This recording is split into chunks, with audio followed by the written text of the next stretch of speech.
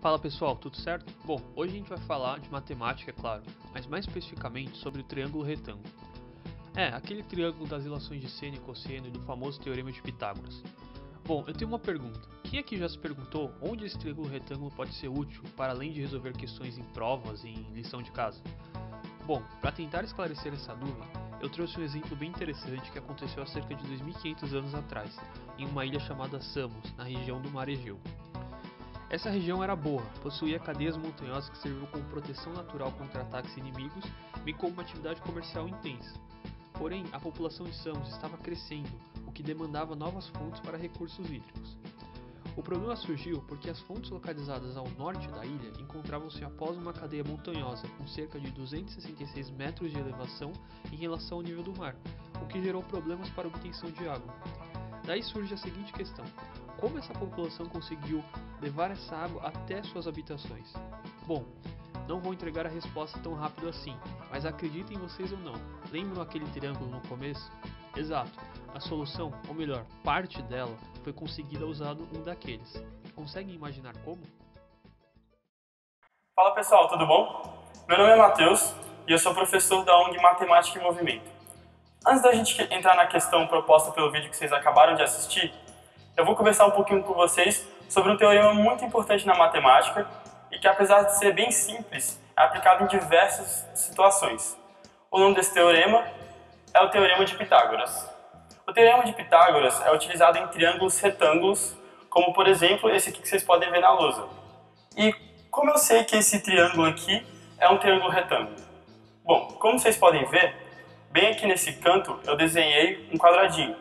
Esse quadradinho, com uma bolinha no centro, sempre vai significar que esse ângulo tem 90 graus. Ok? E no triângulo retângulo, os lados recebem nomes especiais. Que nomes são esses? O lado A, que é esse lado inclinado, vai receber o nome de hipotenusa.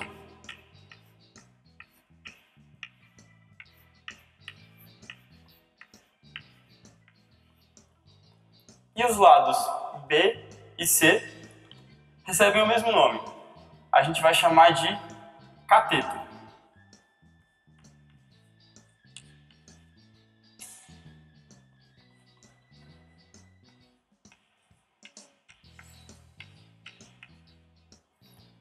Uma característica muito importante do triângulo retângulo é que o lado oposto ao ângulo de 90 graus, que nesse caso é o nosso Azinho, ou a nossa hipotenusa, sempre vai ser o maior lado do triângulo.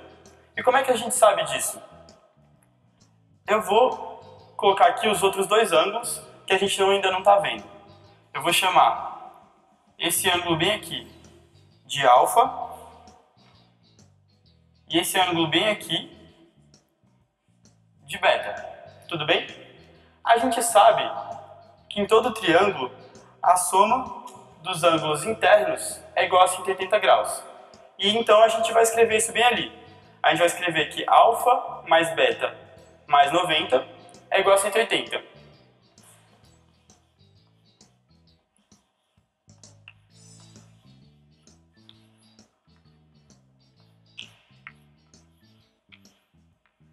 Agora, a gente vai deixar os ângulos que a gente não sabe de um lado e os ângulos que a gente sabe do outro. Para isso, eu vou passar o 90 graus para aquele lado, subtraindo.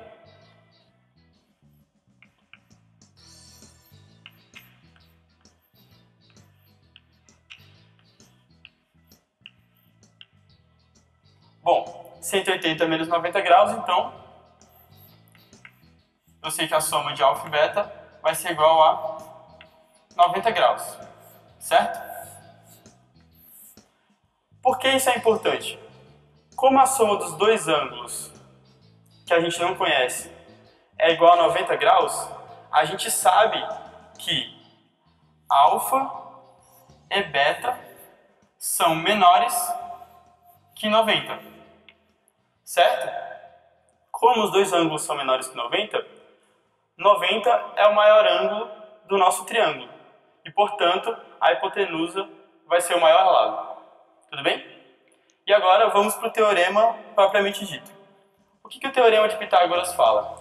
Ele diz que o maior lado ao quadrado vai ser igual, ou seja, Azinho ao quadrado vai ser igual a Bzinho ao quadrado mais Czinho ao quadrado, certo? Então, como a gente lê isso a partir de agora? A gente vai sempre dizer que o quadrado da hipotenusa é igual à soma dos quadrados dos catetos. Guardem isso. Agora, pessoal, vamos parar de enrolação e vamos para o problema. Eu não sei se vocês estão lembrados exatamente do vídeo, mas o grande problema do pessoal que morava nessa cidade é que existia uma fonte de água que estava nesse ponto, mas que ficava localizado atrás dessa montanha. Vou pedir para vocês abstraírem um pouco e pensarem que isso aqui é uma montanha, beleza?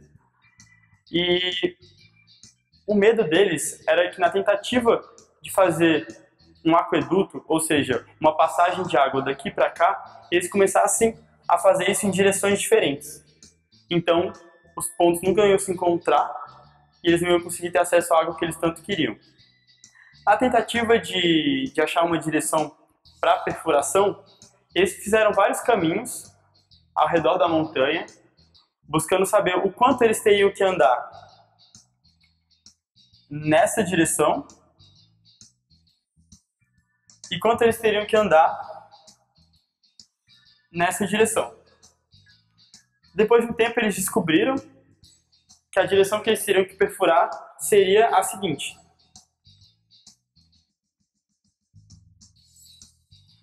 Essa direção aqui que está marcadinha. Tudo bem?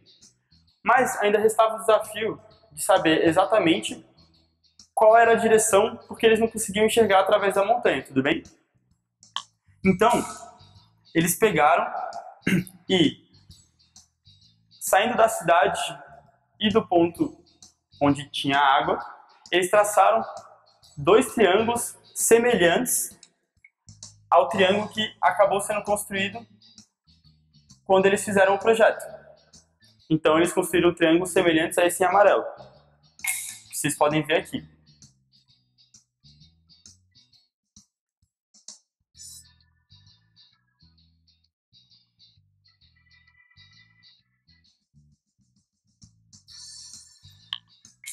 E como funcionava? Eles posicionaram estacas nesses pontos e nesses pontos. Importante lembrar que existiam duas equipes de trabalho. Então, observando sempre a direção formada por essas estacas e essas estacas, eles conseguiam se manter no caminho certo e eventualmente se encontrar no meio. Tudo bem? Essa foi a resolução que eles chegaram. Agora, como a gente pode aplicar o teorema de Pitágoras nesse caso? Se a gente quer saber o tamanho desse aqueduto que eles vão ter que construir, e eles sabem o tamanho dessas distâncias, fica fácil resolver o nosso problema, porque a gente sabe que esse triângulo aqui é um triângulo retângulo, porque essas retas são perpendiculares. Então, para facilitar, eu vou agora apagar esses dois triângulos.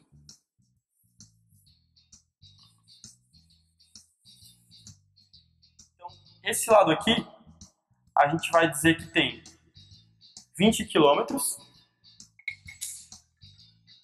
E esse lado bem aqui, a gente vai dizer que tem 15 quilômetros. Então, qual vai ser a distância do nosso aqueduto? Que eu vou chamar de Dzinho. Tudo bem? Bom, a gente sabe pelo teorema de Pitágoras que a soma dos quadrados dos catetos é igual ao quadrado da hipotenusa. O que nesse caso significa que o Dzinho ao quadrado, que é o lado oposto ao ângulo de 90 graus, vai ser igual a 20 ao quadrado, que é um dos nossos catetos, mais 15 ao quadrado, que é o nosso outro cateto. E agora a gente só tem que resolver aquela equação. Resolvendo, a gente tem que dzinho ao quadrado é igual a 20 ao quadrado, a gente sabe que vai dar 400, e 15 ao quadrado, a gente sabe que vai ser 225. Fazendo essa soma, a gente tem que dzinho ao quadrado é igual a 625. Agora, para a gente sumir com esse quadrado, a gente vai extrair a raiz dos dois lados. Então, a raiz quadrada de dzinho ao quadrado é igual a raiz quadrada de 625. Como a gente está falando em distância, a gente sabe que o nosso resultado tem que ser positivo. Então, a gente sabe que a nossa distância tem que ser igual a 25.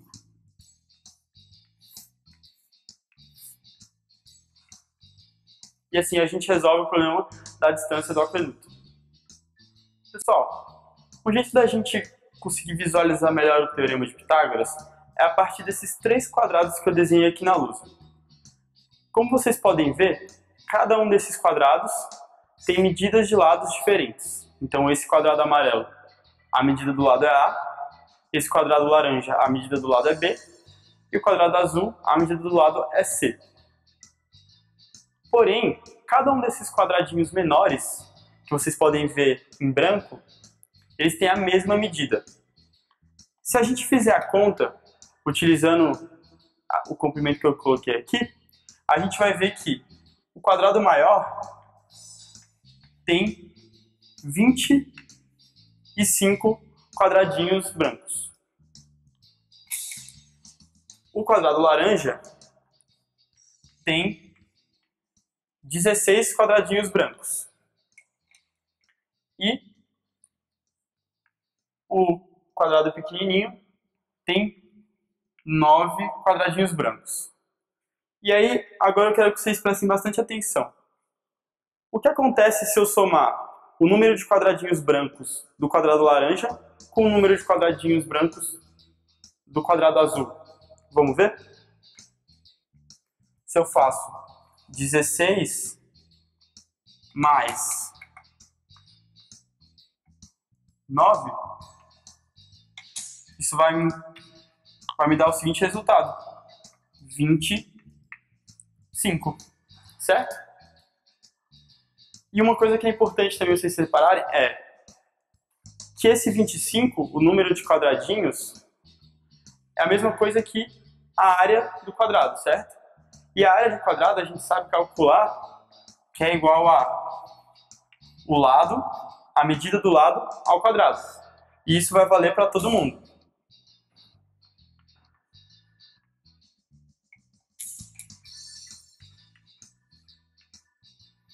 Se eu for reescrever essa equação da forma como estão escritas as áreas, o que a gente vai ter? Que b ao quadrado mais c ao quadrado é igual a ao quadrado. Opa, vocês já viram isso em outro momento do vídeo, não já? Olha só, se eu pego esses quadrados que estão aqui e rearranjo eles da seguinte maneira, o que vai formar bem aqui no meio? A gente tem um triângulo retângulo. E assim a gente pode ver que a relação que a gente tinha encontrado antes realmente é válida. Ou seja, a ao quadrado mais b ao quadrado, ou a ao quadrado igual a c ao quadrado mais b ao quadrado. Outra maneira de vocês visualizarem isso é aqui nessa animação que a gente trouxe para vocês, em que o volume saindo do lugar maior é igual ao que está entrando nos outros dois menores. Beleza? Espero que tenha ajudado vocês. Vamos lá, pessoal. Agora, para a gente encerrar a teoria sobre o Teorema de Pitágoras e partir para os exercícios, eu vou falar com vocês sobre ternas pitagóricas. Então vamos com calma. O que são ternas? Ternas são conjuntos de 3 números, certo? E as ternas pitagóricas são conjuntos de 3 números que respeitam o Teorema de Pitágoras. Ou seja, com esses 3 números eu vou formar triângulos que vão ser retângulos e, portanto, respeitam o Teorema de Pitágoras.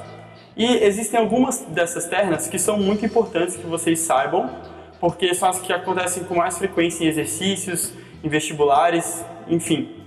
E toda vez que você bater o olho nelas, você tem que lembrar. A primeira terna é a 3, 4, 5. Então, quando você estiver resolvendo um exercício, for um triângulo retângulo, e você vê que os catetos são 3 e 4, você pode ter certeza que a hipotenusa vai ser 5. E você não precisa nem fazer conta. Mas, para você se sentir seguro quanto a isso, fica aí de lição para você aplicar o Teorema de Pitágoras nesse triângulo e verificar que realmente está certo. É importante vocês prestarem atenção que se, por exemplo, aqui tiver um 3 e aqui tiver um 4, isso não significa que esse lado vai ser 5. Beleza? É somente se os catetos forem 3 e 4, então a hipotenusa vai valer 5. E outra importância disso é se, por exemplo, suponha que aqui eu tenha 2 triângulos semelhantes. O que significa que os triângulos são semelhantes? Caso você não lembre, você pode imaginar que eu peguei cada um dos lados, certo? E multipliquei por 2. Então, eu tinha um triângulo cujos lados eram 3, 4 e 5. Agora eu tenho um que os lados são 6, 8 e 10. Esse triângulo também vai ser retângulo e vai respeitar o Teorema de Pitágoras, portanto. Então, se você também estiver resolvendo um exercício e você vê que aqui tem 6 e 8, você sabe que aqui vai ser 10. Tudo bem? Isso se aplica para qualquer múltiplo desses lados. Então, se você encontra triângulos que estão multiplicados por outros valores, desde que sejam os mesmos, então o próximo valor também vai estar contido na terna. Outra terna muito importante é a 5, 12 e 13, como vocês podem ver nesse triângulo. De novo, fica de lição para vocês aplicarem o Teorema de Pitágoras e verificarem que esse triângulo realmente é retângulo e respeita o teorema. Da mesma forma, eu vou multiplicar todos os lados por 2, tendo um triângulo semelhante, que agora os lados vão ser 10, 24 e 26. Nesse triângulo, o Teorema de Pitágoras também vai ser respeitado. É um triângulo retângulo. Tudo bem? Bom, pessoal, gravem isso porque é muito importante, vai ajudar bastante vocês em vestibulares, em questões, para vocês serem mais rápidos. Então, fica aqui a mensagem, espero que vocês tenham gostado do vídeo e até a próxima.